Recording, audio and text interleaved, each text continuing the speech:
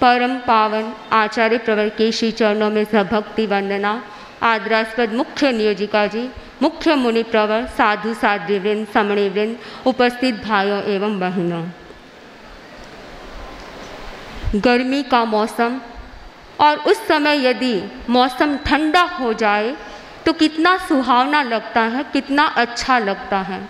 और यदि मौसम गर्म हो जाए तो अच्छा नहीं लगता है, व्यक्ति काम भी अच्छी तरह से कर नहीं पाता है, उसे गर्मी सताती है। वैसे ही यदि व्यक्ति का दिमाग ठंडा होता है तो सबको अच्छा लगता है, अच्छी तरह से कार्य कर पाता है, परिवार में सुख शांति से रह पाता है। और जब व्यक्ति का दिमाग गर्म हो जाता है तो अशांति का वातावरण बन जाता है, परिवार में सामंजस्य नहीं रहता है और वे सुख शांति से जी नहीं पाते हैं।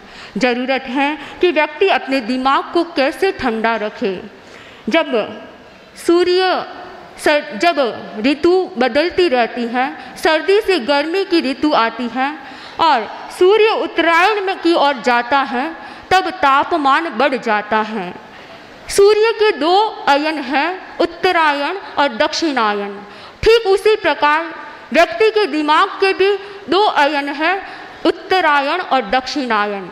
हमें चिंतन करना है कि हमारा कौन सा अयन खुला है, हम कौन से अयन में जी रहे हैं, हम दक्षिणायन में जी रहे हैं या उत्तरायण में। प्रश्न होता है कि हमारा दिमाग गर्म क्यों होता है, व्यक्ति का दिमाग गर्म क्यों होता है। इसका कारण खोजा गया तो पता चला कि व्यक्ति का दिमाग गर्म होता है उसके तीव्र कषायों के कारण। जब व्यक्ति के तीव्र कषाय होते हैं तो उसका दिमाग भी गर्म हो जाता है, और जब व्यक्ति के कषाय मंद हो जाते हैं, उपशांत हो जाते हैं, तो व्यक्ति का दिमाग भी ठंडा हो जाता है। तीव्र कषाय के लक्षण बताते हुए कहा गया, अपप्रशंसकरणम पूज्येन सुविदोष गहनम, अपप्रशंसकरणम पूज्येन सुविदोष गहनम, वैरधरणम च सुईरम तीव्र कषायान लिंगाणि। कहा गया कि तीव्र कषाय किस व्यक्ति के होते हैं?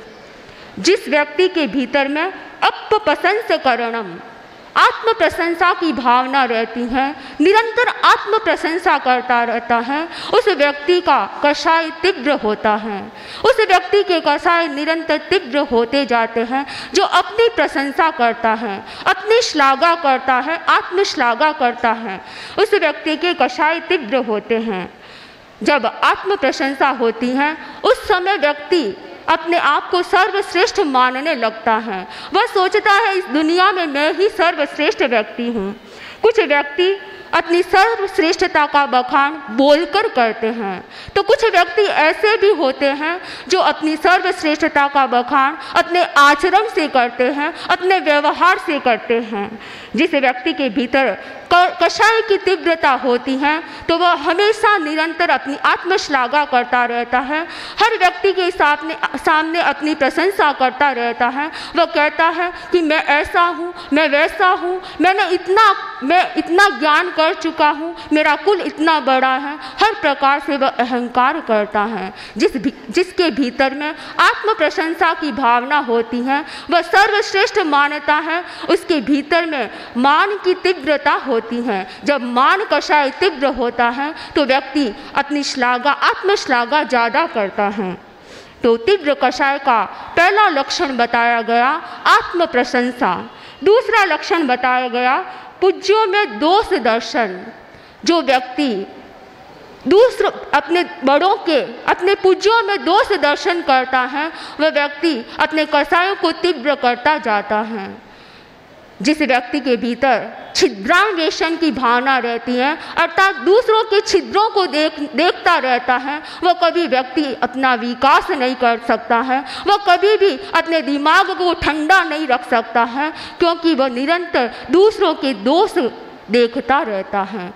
वह अपनी कमियों को नहीं देखता है कि मेरे में भी तो कुछ कमियां होगी, क्योंकि इस दुनिया में अभी वर्तमान में कोई भी सर्वज्ञ नहीं है। हर व्यक्ति में कोई न कोई कमी है। किसी में अधिक कमियां हैं तो किसी में कम है, लेकिन कमियों की तरतमता हर व्यक्ति में होती है।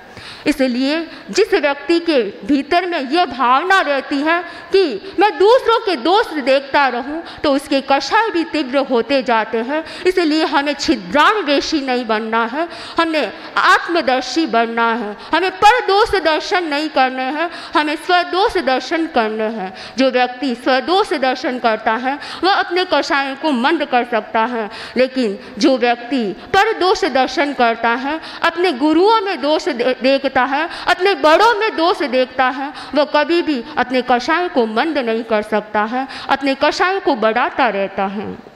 तीसरा लक्षण बताया है तीव्र कषाय का, वैर को चिरकाल तक धारण करने वाला। जो व्यक्ति अपने वैर विरोध की भावना को लंबे समय तक रखता है, किसी के साथ किसी की यदि बोलचाल हो जाए, किसी के साथ यदि अनबन हो जाए, किसी के साथ कटु व्यवहार हो जाए, तो उसे भुलाता नहीं है, उसे चिरकाल तक अपने हृदय में रखता है कि अमुक व्यक्ति ने मेरे साथ ऐसा किया था, मैं उसके साथ अब कभी बात नहीं करूँगा।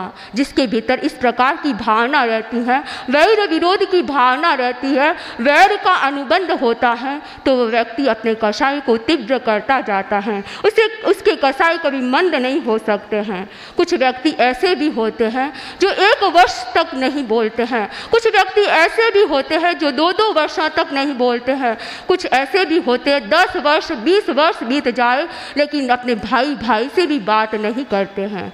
जब ये वैर का अनुबंध गाढ़ हो जाता है तो हमारे जन्म मरण की श्रृंखला भी बढ़ती जाती है।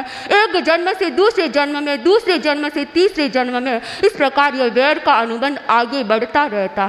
हम सब जानते हैं भगवान पार्श्वर और कमठ के जीव का वैर का अनुबंध जो 10 भवों तक उसके साथ रहा, तो हमें वैर के अनुबंध से बचना चाहिए, क्योंकि वैर का अनुबंध जब लंबे समय तक हमारे साथ रहता है तो हमारी सम्यक्त को भी खतरा हो जाता है। हमारे कषाय कभी भी उपशांत नहीं हो सकते हैं, हम शांति का जीवन जी नहीं सकते हैं।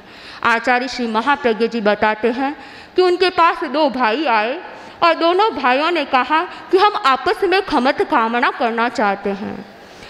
एक भाई ने कहा कि गुरुदेव, मैंने तो 2 वर्ष पहले ही अपने भाई से खमत कामना कर लिए थे, लेकिन मेरे भाई ने मेरे से अभी तक खमत कामना नहीं की है। बहुत लंबे वर्षों से हम दोनों आपस में बोलते नहीं हैं।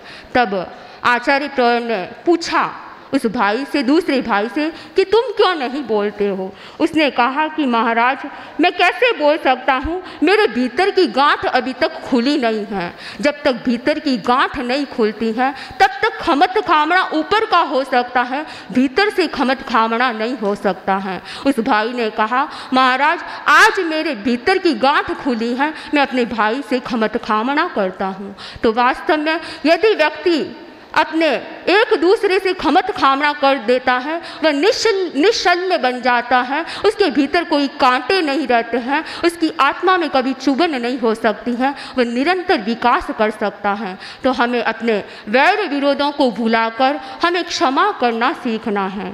जो व्यक्ति कषाय को तीव्र रखता है उसके निरंतर चिरकाल तक वैर की धारणा बढ़ती जाती है।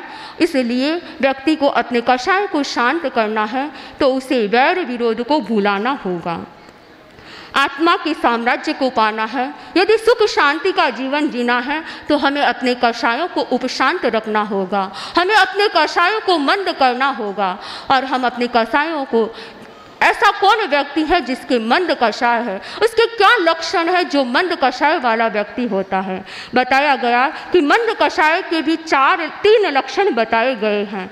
सव्यसिम पिय वयनम, सव्यसिम पिय वयनम, दुज्जनेवी खमकरणम, सव्यसिम गुणगहनम, मंद कषायान दिठंता। कहा गया कि मंद कषाई जो होता है वह प्रिय वचन बोलता है, उसकी वाणी में कभी कटुता नहीं होती है, वह हमेशा अच्छी तरह से बात करता है, मृदु भाषी होता है, मधुर भाषी होता है, वह कभी अनावश्यक नहीं बोलता है और बोलते समय हर शब्द को तोल तोल कर बोलता है।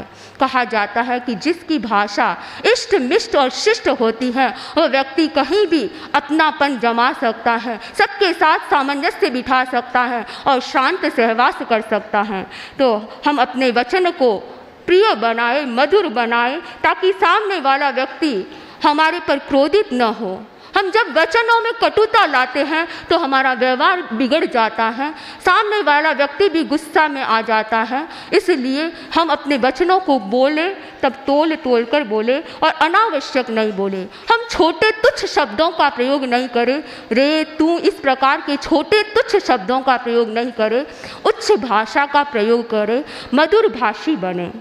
दूसरा बताया गया मंद कषाय का लक्षण कि जो व्यक्ति क्षमा करता है, जिसके भीतर क्षमा का गुण होता है, वह व्यक्ति अपने कषायों को उपशांत रख सकता है, अपने कषायों को मंद रख सकता है।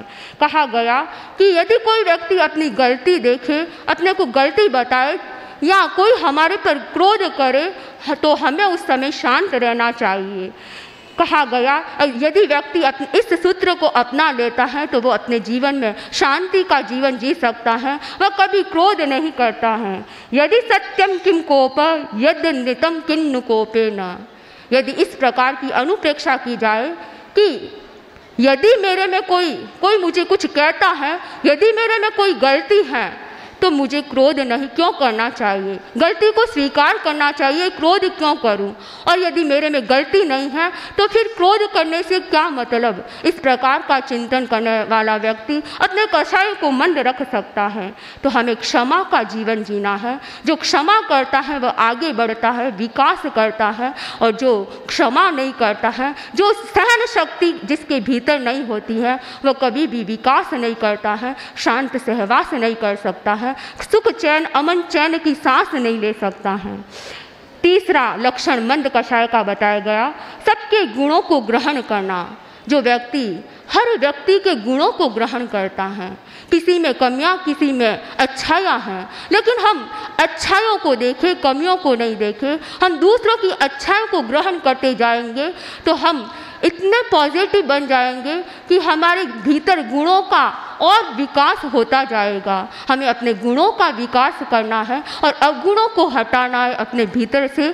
तो हमें दूसरों के दोषों को नहीं, उनके गुणों को देखना है। हम गुणग्राही बने तो हम अपने जीवन में विकास कर सकते हैं, अपने कषायों को उपशांत रख सकते हैं।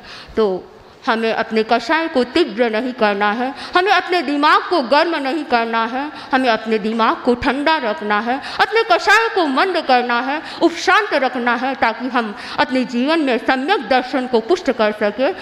आचार्य श्री तुलसी ने कहा कि छोड़ो क्यों को क्रोध रो न सो, छोड़ो क्यों को थारी आँखा में लोही रो उफाड़, छोड़ो क्यों कोनी क्रोध रो न सो, थारी अकबक बकनेरी पड़गी, बाण दूजान काले नाग ज्यों डसो, प्रेम परस्पर दर पीढ़ारो, शिष्टाचार सदारो, प्रेम परस्पर दर पीढ़ारो, शिष्टाचार सदारो, खीन भर में तिनखे ज्यों तोड़े, खीन भर में तिनखे ज्यों तोड़े, बोल वचन मुख खारो, छोड़ो क्यों कोनी क्रोध रो न सो। तो हम इस गीत को आत्मसात करें, हम अपने कषाय को मंद करने का प्रयास करें। इन्हीं भावों के साथ ओम अर्घ।